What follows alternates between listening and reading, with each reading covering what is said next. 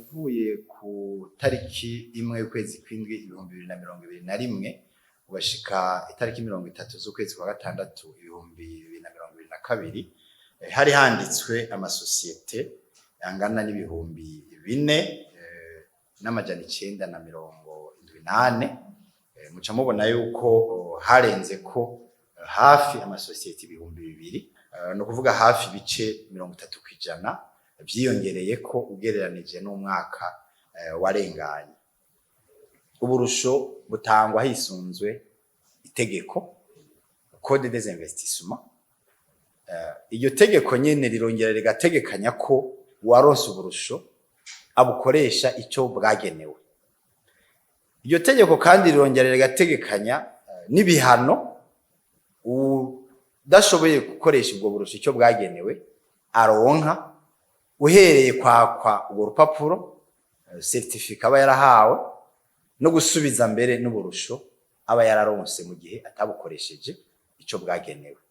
Murumva itegeko rishasha dufise ririkwije riratandukanye n'iryahoraho ancien Code des Investissements kuko yoyo ibyo byose ntiyabitegekanye. Mu kigo ADB rero hariho igisata kijeje gutanga ubwo burusho kirafise ivyo kiraba kugira ngo gitanga ubwo burusho, no kuvuga kisunga itegeko, kikaraba umugambi, kikaraba ingene umugambi wizwe.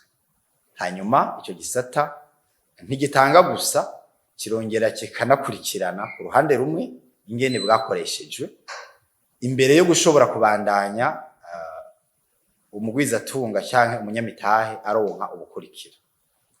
Hariho n'ikindi gisata kandi kijeje coco gukurikirana ingene uburusho bwakoresheje gusa atakindi kijeje, ni naco gitanga rujya rupapuro navuze rw'imfata kibanza bahabwa gwerekana yuko ivyo bari baremeye ari byo bariko barakora. Iyo bishitse uwari yarahawe ubwo burusho abo muri ico gisata bagasanga yakoze ibyo yari yaremeye gukora, ubwo rupapuro rw'imfata kibanza rumara amezi 3 ntaheza ngo aruronke. Adasuye kururonka muca mwumva ibikurikira, nuko uburusho bukurikira icyambere ntasubira kuburonka kuko haba muri cya gisata gitanga uburusho nababwiye, haba mu kigo ubwo rupapuro araraba ko yaruronse kugira ngo asubire kuronka uburusho bukurikira.